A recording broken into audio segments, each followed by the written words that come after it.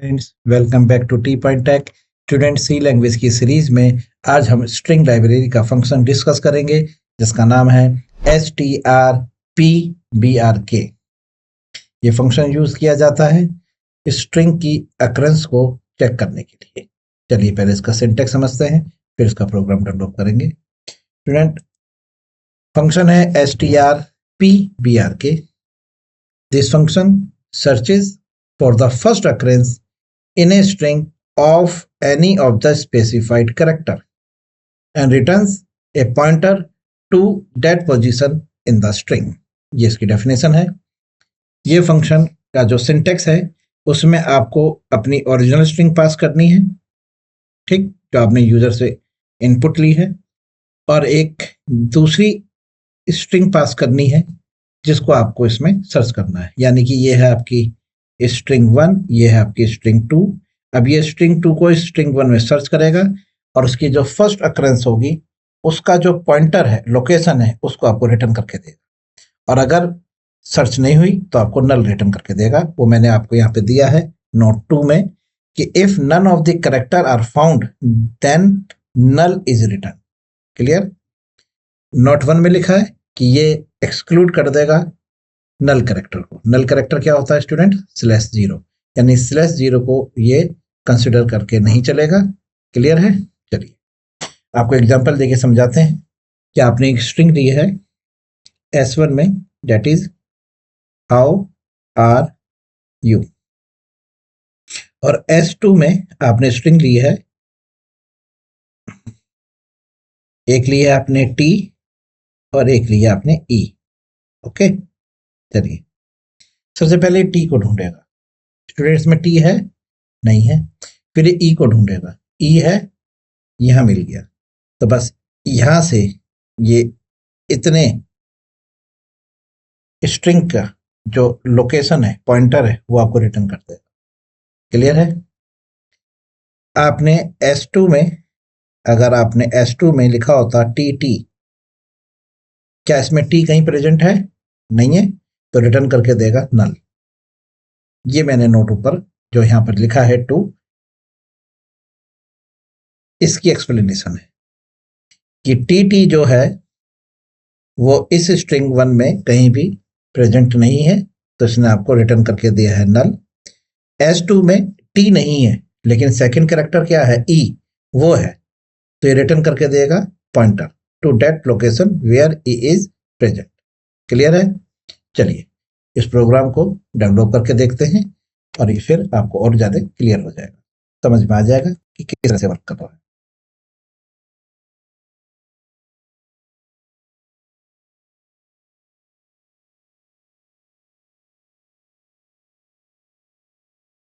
एक नई file open कर लेते हैं। प्रोग्राम का नाम है program h.c hash include studio.h hash include string.h।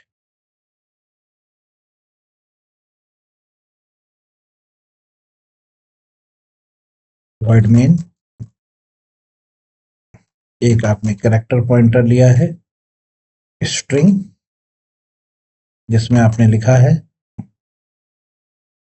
सी प्रोग्रामिंग।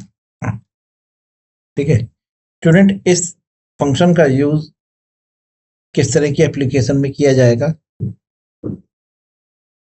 जैसे आपको ये गेम बना रहे हैं, उसमें आपने एक यूजर से स्ट्रिंग इनपुट ली है और उस स्ट्रिंग में आपको सर्च करना है एक पर्टिकुलर स्ट्रिंग जो हम सेकंड यूजर से ले रहे हैं। प्रोग्राम मतलब एक लॉटरी का है, कि लॉटरी सिस्टम है जिसमें हमने यूजर से, फर्स्ट यूजर से इनपुट लिया है, सेकंड यूजर का जो इनपुट है उसको उसमें सर्च करना है। अगर वो सर्च हो गया है तो हमें विनर प्रिंट कराना है, और अगर सर्च नहीं हुआ है तो हमें लूजर प्रिंट कराना है। एक एग्जांपल देके मैं आपको समझा रहा हूँ कि इस तरह से हम इस प्रोग्राम को डेवलप कर रहे हैं। तो हमारे पास जो ओरिजिनल स्ट्रिंग है वो मैंने लिखी है सी प्रोग्रामिंग। क्लियर है? अब मैं एक सेकंड यूजर से एक इनपुट लेता हूं कि आप मुझे कोई कैरेक्टर बोलिए, वो जो मुझे करेक्टर इनपुट कराएगा मुझे वो सर्च करना है।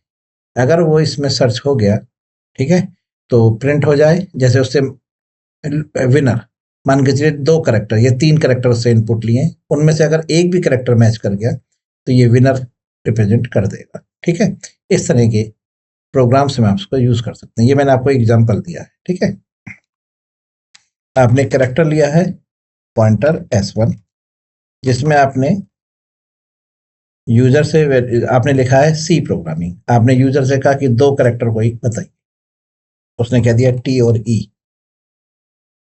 T A. चलिए एक पॉइंटर और ले लीजिए S2,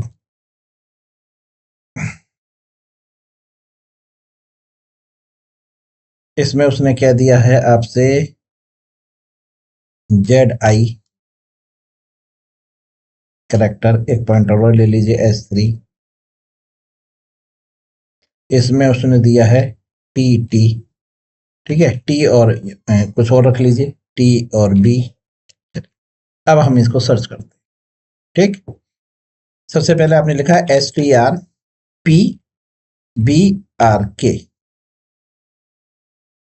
आप इसमें ओरिजिनल स्ट्रिंग रखिए, कॉमा, और जो आपको सर्च करानी है उसे रखिए।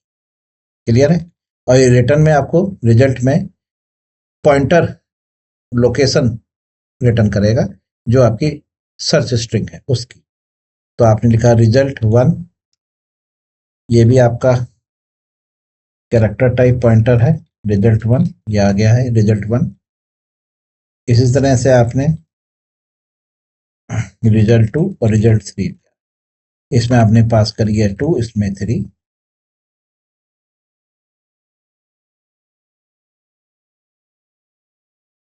देखिए, अब आप यहां पर इफ लगाइए और आपने लिखा R1 is not equal to 0, या आप नल भी चेक करा सकते हैं। तो आपने लिखा है printf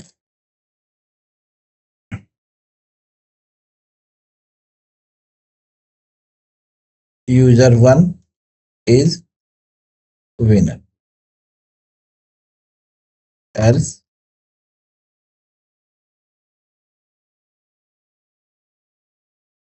user1 is loser।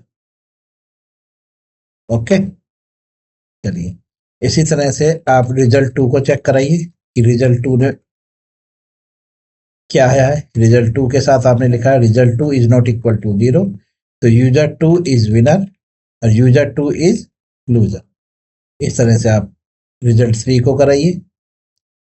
result3 is not equal to 0, अगर 0 नहीं है तो ये चेक करके बताएगा कि वो विनर है या लूजर। क्लियर? समझ में आ गया? चलिए देखिए, मैं आपको बता दूं कि result1 में या तो पॉइंटर आएगा या नल आएगा। पॉइंटर आएगा यानी लोकेशन आएगी अगर सर्च हो गई, अगर सर्च नहीं है तो नल आएगा। ठीक, सेव किया। चलिए प्रोग्राम को एक बार रन करके देखते हैं और फिर आपको इसको दोबारा से एक बार एक्सप्लेन करेंगे। प्रोग्राम के लिए कंपाइलर को इन्वोक करिए। प्रोग्राम 6.c कंपाइल हो गया, a.exe। देखिए user1 is winner, user2 is winner, user3 is loser. एक स्लेशन और लगा लेते हैं स्टूडेंट। हमने स्लेशन नहीं लगाया इसलिए आपका जो आउटपुट है वो एक ही सेंटेंस में यानी कि एक लाइन में ही आ रहा है। लीजिए,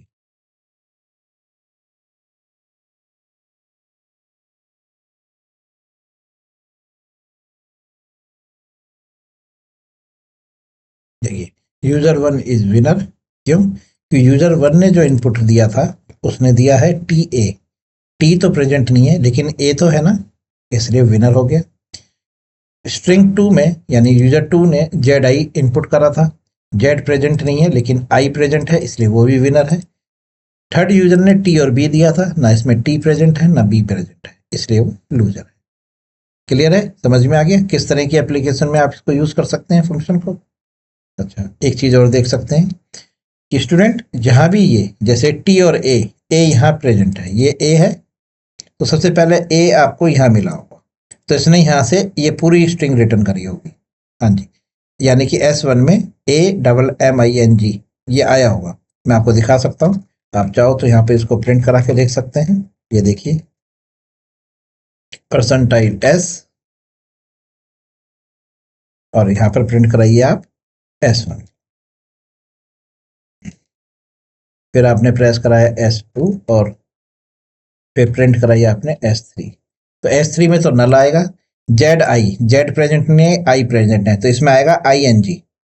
और ए यहाँ पर प्रेजेंट है, अगर ए यहाँ पर पहली बार होता है, मान के चलिए PRA होता, तो ये फिर ARA से देगा, ए यहाँ पर यानी जहां भी फर्स्ट अक्रेंस है वहीं से रिटर्न करेगा आपको। ठीक है, तो आपको यहाँ से AMMING मिलेगा स्ट्रिंग 1 में, और ING मिलेगा स्ट्रिंग 2 में, और स्ट्रिंग 3 में मिलेगा आपको नल करेक्टर।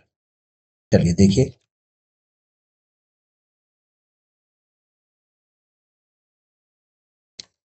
देखिए ये तो आपको S1 प्रिंट करा दिया स्टूडेंट। यहाँ पर रिजल्ट हमारे पास R1 R2 है स्टूडेंट। ये तो हो गई आपकी ये रिजल्ट प्रिंट कराना था, तो इसको यहाँ लाके प्रिंट करें। लीजिए रिजल्ट 1, रिजल्ट 2 और रिजल्ट 3। रिजल्ट हमारा R1 R2 R3 पे। ठीक है, लीजिए कंपाइल किया, अब देखिए AMMING क्लियर है, ING और नल। तो जहां मैच नहीं हुआ वहां पे इसने रिटर्न करके दिया आपको नल कर। क्लियर है स्टूडेंट, किस तरह से वर्कआउट करेगा ये फंक्शन? फंक्शन है STRPBR। क्लियर है? अगर कुछ प्रॉब्लम आ रही है तो एक बार वीडियो को रिवर्स करिए, दोबारा से लॉजिक को समझिए, प्रोग्राम को खुद से डेवलप करिए। Clear students? चलिए इस वीडियो में इतना ही। Have a nice day, good bye.